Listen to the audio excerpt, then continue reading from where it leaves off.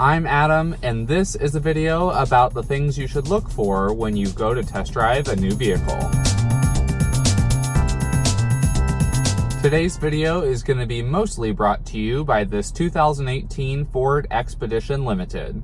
Test driving a new vehicle can be a confusing and sometimes scary process. A lot of the times people aren't really sure what they should look for or consider when they're looking for a new vehicle. So I want to help you guys get a better idea of some of the questions you should ask and some of the things you should look for to make sure that the vehicle is a right fit for you. These are all simple things that you can do when you're looking at a vehicle at the dealership and things you can look for during your test drive. The first thing we'll start with is, how do the seats feel?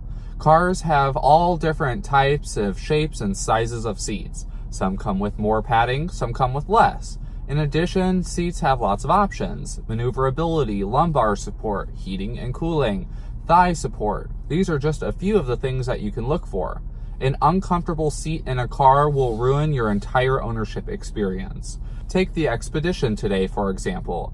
Its seats are wide, they're generally flat, not too sharply bolstered. This makes them more comfortable for more people. In addition, you also can get this nice perforated leather that allows for heating and cooling. On the contrary, if you're looking at a car like this Mustang, the seats have a much more aggressive side bolstering on the back and on the bottom cushions. This may be exactly what you're looking for, but to be sure, make sure that you get in the car, sit in the seat, make sure that you're feeling for the way that the seat holds you while you're driving. If you get a seat that's got too big of bolsters and it's not comfortable on your legs or your sides, it's going to be a big problem. The next thing we need to consider is, how easy is it for us to get cargo or people into the vehicle? Check out this video of today's Expedition with its awesome third row power folding seats.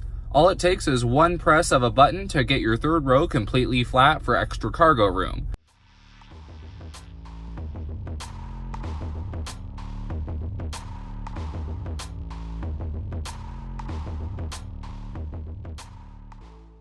And if you need, you can press the button next to it to fold the second row completely flat with just one touch. Of course, it's generally easy always to get in and out of the front seats. But when you have kids with car seats, or you have multiple kids and you need to put car seats or people in the third row, if that's the route you're going, it's really important to consider a vehicle that allows easy access to that third row. Traditionally, that's something that's been a bit of a challenge for automakers, but they have some great new designs. Check out the rear seat folding feature on today's Expedition. Ford has designed the second row of seats to fold in a special way that allows you to still keep a car seat secured in the middle row while accessing the third row. This is really important because accessing the third row can be a huge pain if you have car seats in the second row that keep your seat from folding. Even if you're considering purchasing a vehicle and you don't have plans of hauling car seats or tons of people, it's still important to make sure that it's easy to load things in and out of the vehicle. So say you get something like this Ford Focus.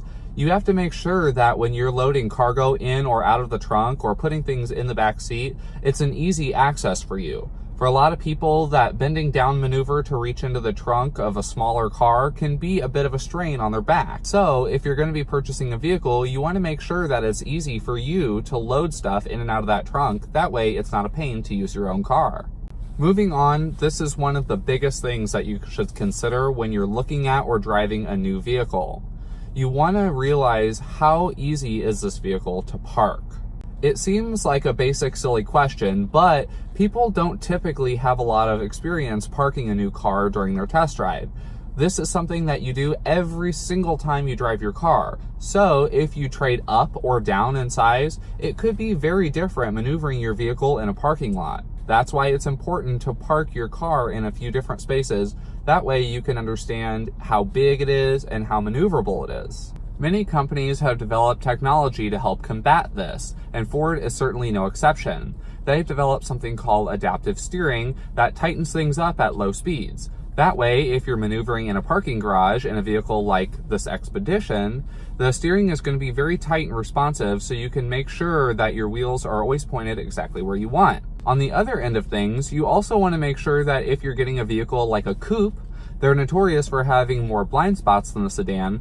You want to make sure that that coupe gives you enough visibility that you can confidently park it, especially if you're new to that kind of style of car. Another thing that's so important to consider when you test drive a new car is the power. Many people look for vehicles with great fuel efficiency, but a lot of the times you sacrifice power when you look for great fuel economy. Well, one of the main things of driving a vehicle is making sure that you can safely merge in traffic, and this is very important for your safety and everyone else's. When you're driving a vehicle on a test drive, you absolutely want to make sure that you merge onto the highway at least once, preferably more than that. That way you can get a feel for making sure the car has enough power to safely get you on and off the road. I always recommend putting the pedal down when you're merging, really get that engine revved up. You want to see that that car isn't going to struggle to get you on the road. For smaller cars that ensure excellent fuel economy, you generally only have a few smaller engine options. Well, a lot of companies like Ford have also tried to help combat this and give you enough merging power.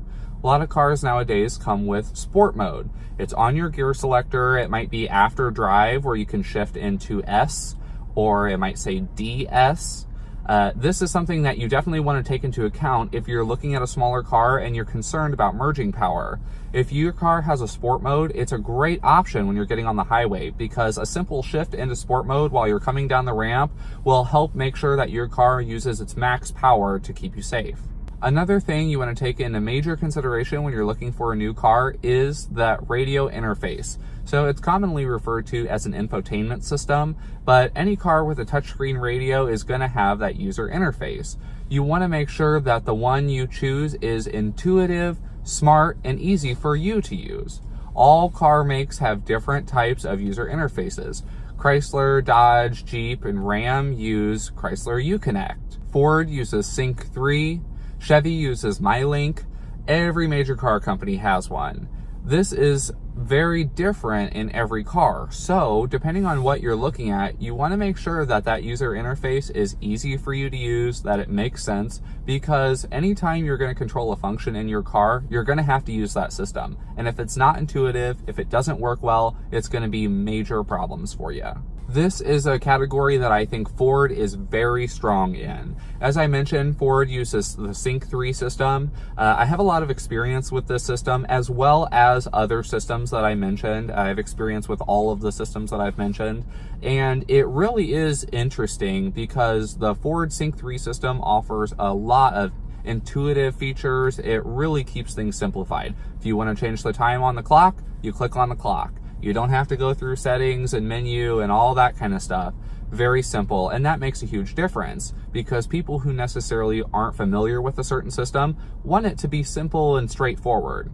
Going off of that infotainment system, another major thing that's integrated, and it's a question that a lot of people ask when they're looking at new vehicles, what kind of connectivity does it have? Nowadays, most all newer vehicles have standard Bluetooth hands-free calling and audio streaming, but cars also have been making huge advancements in their technology, and we have a lot of interesting new systems. One of the most common things that you'll want to look for in a new vehicle is maybe you are looking for wireless charging pads. That's kind of a new thing, but it's a great feature if someone's on the go and they need easy power. In addition, you want to look throughout the vehicle and see what kind of connectivity ports does it have. Do we have USB ports? We want to make sure we have Bluetooth. Ford has great built-in 4G LTE Wi-Fi, so you can totally connect your computer or your phone to the car.